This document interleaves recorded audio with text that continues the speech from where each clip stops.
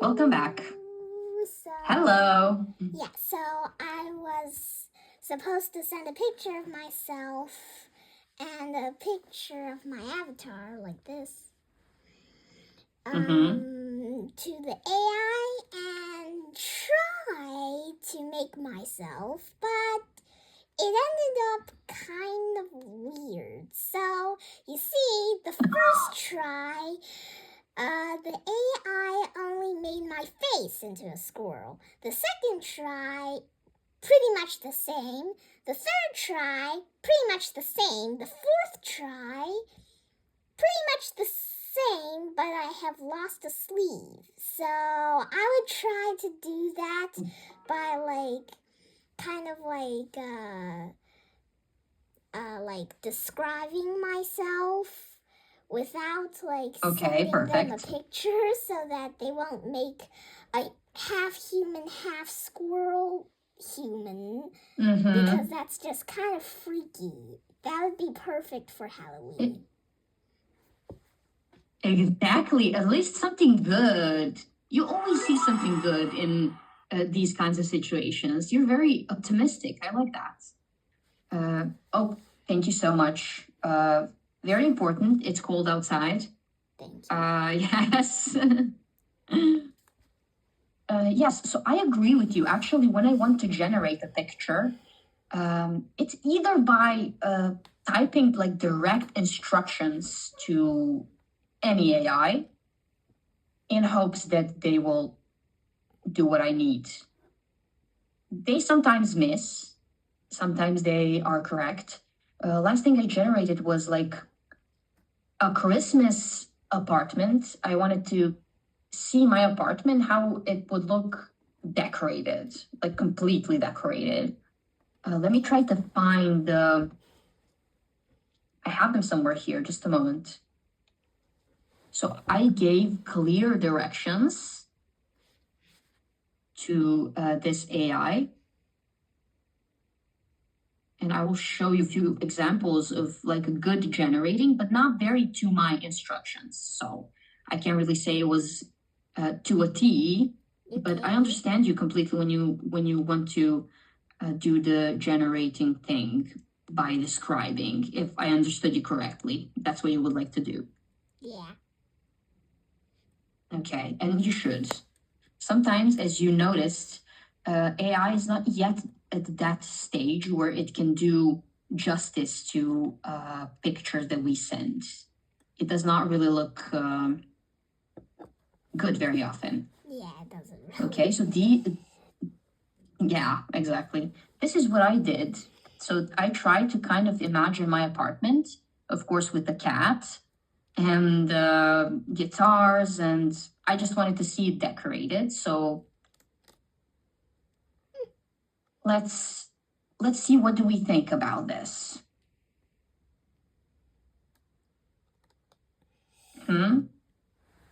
Which one do you kind of like the most? Let's pick. Yeah.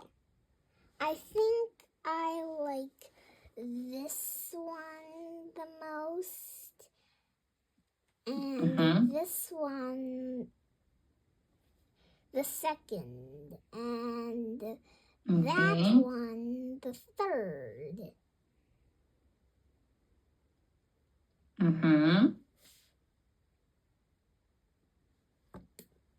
Wow, that's funny. Sorry, pardon. There you go. That's okay. Though I do not really like this one mostly. Me neither. Because, well, first of all, it's nighttime, and I'm really scared for this AI generated you and this cat, because if the fire moves just a teeny little bit, the whole house is on fire. That is true. But yeah, I kind of, you can see the directions I gave this AI a little bit. I described my cat, and in every picture, my cat is sleeping, even though I didn't mention that, but AI just kind of guessed, okay, she has a cat. What can cat be doing? Of course, sleeping. I mean, what are cats doing 90% of the time? They sleep. Yeah. But I like how my cat looks here. He does look like this. He does not look anything like this. He's Yeah. orange and white, so this and this does him justice. And he's fat and huge, so yes, he does look like this. Oh, so he's like fat and huge. So you like this? And I'm pretty sure this woman looks the most like you. And just to mention, my mom likes fat and chubby cats. So your cat must be very, very, very popular for her. Well, I could send you some pictures of him because he is very popular amongst all of my friends because he likes to be petted. Yes. Oh. He likes when you pay attention to him, when you feed him. He likes to be the center of attention at all times.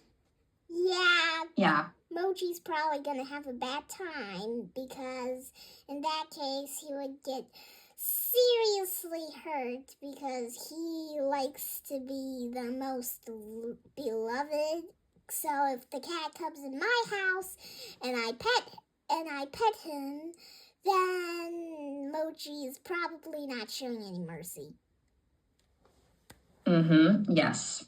I understand that completely because I have two cats and only one of my cats is very popular. And that is this one, the boy cat, because the girl cat doesn't really like the pets, and she goes away when there are people in my apartment. So she doesn't really like people that much. She likes me, but not other people. Oh. Yeah. So enough about that. I'm glad we discussed that, but we have an important topic to discuss. This is very important. Mother's love. Do you think that this is enough to fuel a young wizard with such power? Mother's love. Wow. Well, that's possible, but not possible with muggles. Because Yes. there's no, I mean, you can't have power that can burn other people. Or how else do you hug a friend that has never seen you in, well, many days? Yes, good point. But it was explained to Harry that by Dumbledore, nonetheless, that Quirrell could not touch him because he was protected by an ancient and powerful magic, none other than the love of his mother. This was further explained in the books. I don't remember much about the movie, but about the books, I'm sure. So this is kind of a direct confrontation between love and hate. Could we explain this way? What do you think? Yes.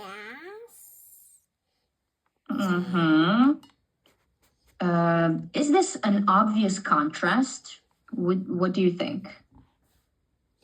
This is an obvious contrast, I'm pretty sure. How so? Well, it's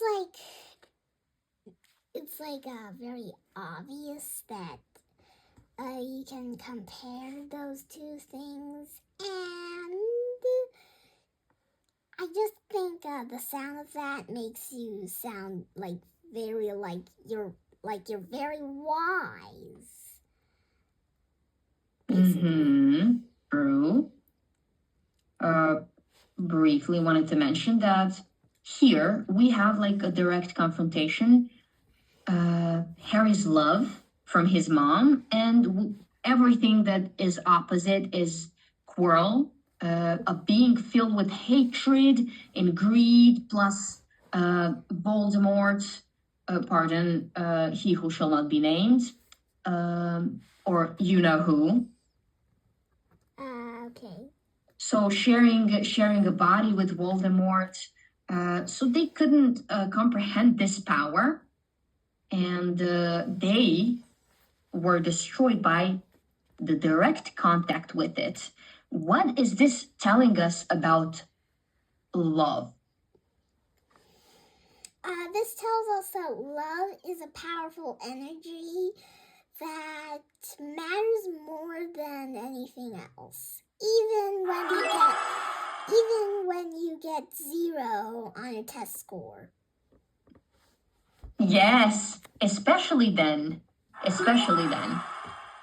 because love is really truly the greatest thing in the world. And people who love you, they love you no matter what, no matter your scores, how well you do, they just love you. It's very powerful because it's unconditional.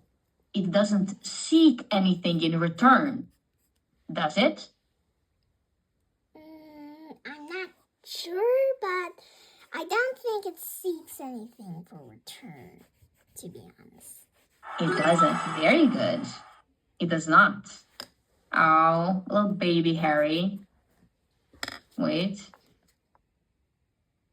Oh. Okay, I can't do it. My mouse is very weird. I can do so I can't, but you. Thank you. Actually,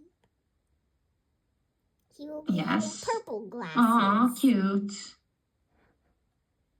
I kid you not, these purple glasses fit him better than his usual regular ones. Yeah, okay. I think so. Again, on the topic of discussion, the shield of sacrifice, love is the deepest magic. This is a very important thing over here. It says, your mother's love so powerful will give us some protection forever. This was said by who?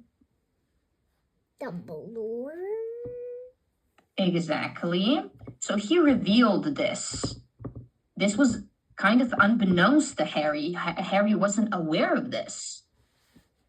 He didn't know that he was ever gonna be shielded or ever gonna have anything from his parents because they're dead. So it doesn't make sense that they will in any way appear again. So this was kind of a revelation for Harry and all of us.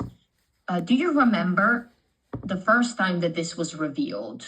Can you remember that? Can you recall that?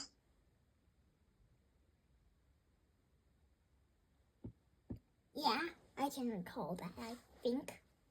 Okay, perfect. Were you at all surprised?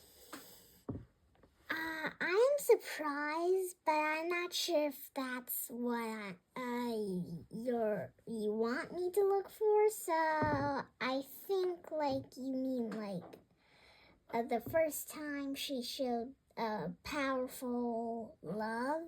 So the first thing I remembered is when she sacrifices herself. Okay. For Harry Potter, for his safety. I don't know why I get her and his mixed up. It's a common, actually, you would be surprised how common that is amongst the non-native English speakers. Pronouns are often the ones where they get confused the most. So it's not surprising to me, because many of my students have the same tendency to make that kind of a confusion in their heads. And yes, good point from you again. The true kind of performance this love makes is in a form of magic. And the ultimate sacrifice is when you give up your life to save someone else, to give him your life energy, your protection. This tells us that Lily was a good person. Mm-hmm.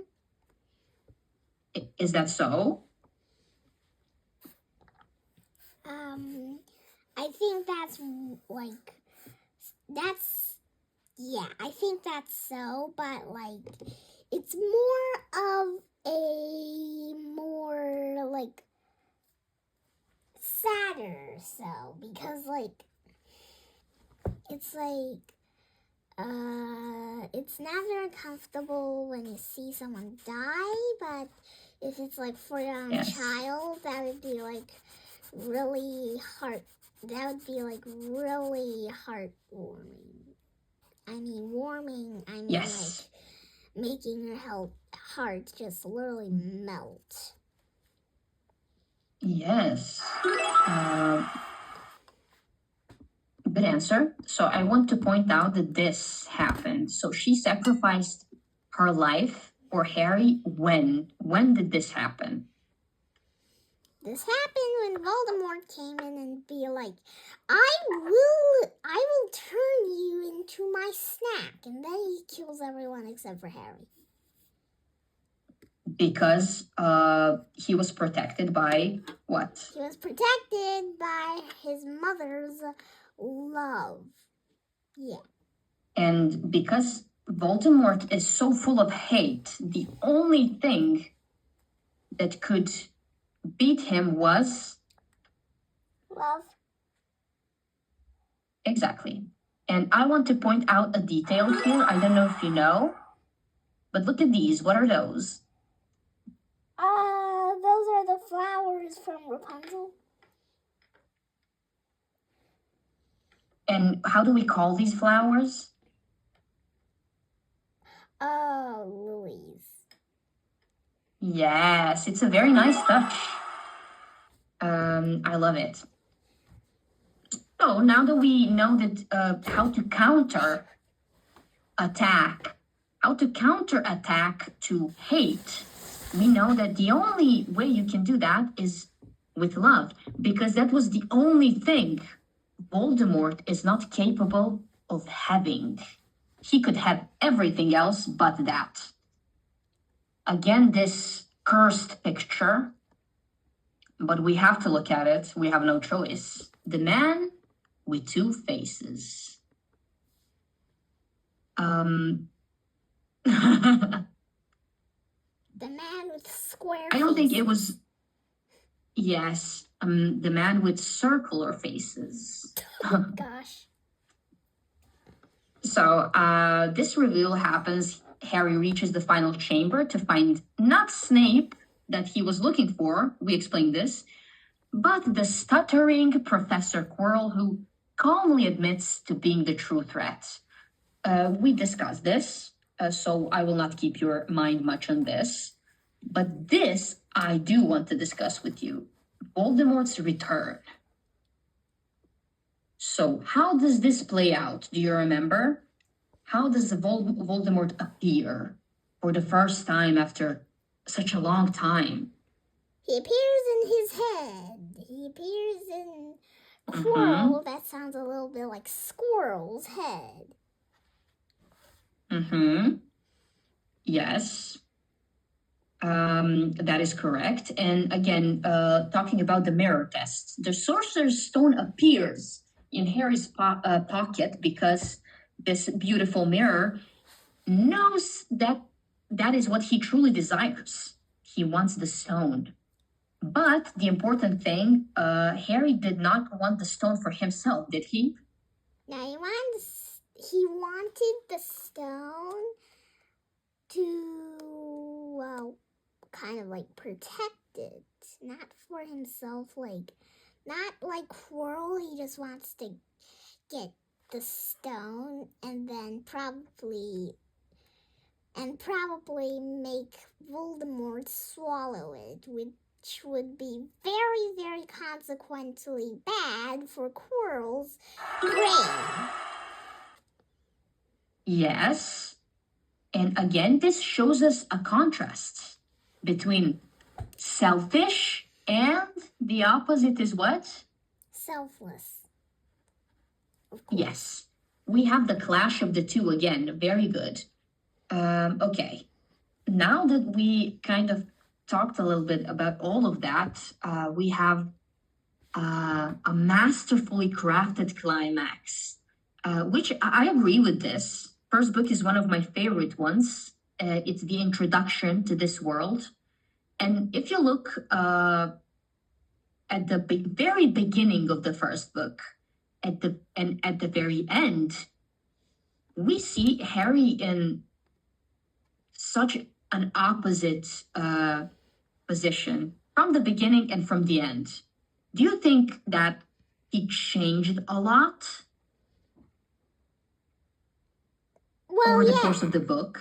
Yeah, he changed a lot, mostly by his family. Well, his family didn't change. Well, by his personality, and he learned something new today. Yay! Like when I was 3 years old. Yay! Yes. But I was more I was thinking about the very beginning when he was with the Dursleys. He was all alone and abandoned. And look at him at the very end. Now he has people that care about him, doesn't he? Yeah. He has people that care about him. Ron and Hermione. And exactly, very good. Thank you very much for showing that. But everything that happens in the very ending of the book is not accidental. It's very, very intentionally crafted by the mastermind of J.K. Rowling. And I think you could tell, because you're good at foreshadowing, you predicted sort of some things, and I like that. Let's briefly take a look at this. Language is magic. I like this. So Rowling uses precise vocabulary. Codswallop, the test. In layered etymology, we learned this, yes. Petrol.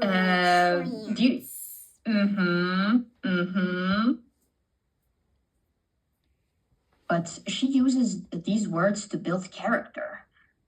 Who says this word? Who uses it the most? Do you remember? So technically, I don't remember anyone using that other than Hagrid. Okay. Yes, exactly. He's the only one that uses this word. And this word is very informal word. It's a crafted and made up word that means nonsense. But Hagrid, what does this tells us about him? This tells us that... The usage of this word. This tells us that, well... Probably, like, he's, like, really old. And secondly, he's very humorous because this word sounds like someone that is humorous would say. Yes, this is not the funniest word he said, though. I think he uses something like galloping gorgons or along those lines. Very funny words to express himself and his thoughts.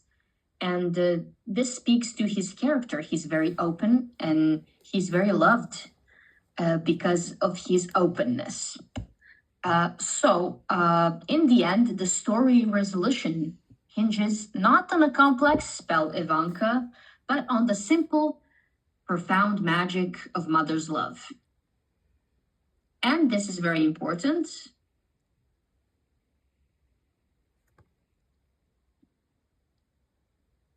A theme foreshadowed from the very beginning. Do you think this is true? Was this foreshadowed to us? This, well, I'm pretty sure. So I think it foreshadowed really subtly because well, due to how, like, sometimes when Harry Potter gets really lucky, I just feel like, hey, that's not possible. That's probably magic. Mm-hmm. Yes. And that's just it. That's just right. Those subtle hints were insinuating or foreshadowing that this is something that will keep this young boy very safe, even if he's not aware of it. That would be all for today. We talked a lot today, you and I, didn't we? Yep, we did. And I can say that I'm very happy about it. I don't know about you, but I love this. Yeah, I also love this too, and I promise I will do my created homework that is pretty much the non-boring, like the most unboring homework that I ever did, aka generate a picture of myself as a squirrel. I'm gonna wait for that. So that is your task. Make sure you like it, because if you like it, I will too, okay? Okay. Have a beautiful evening, and I'll see you in the next class, okay? Okay, see you. See you. Bye-bye. Bye. Bye, Pedgas. See you. GG post. Okay.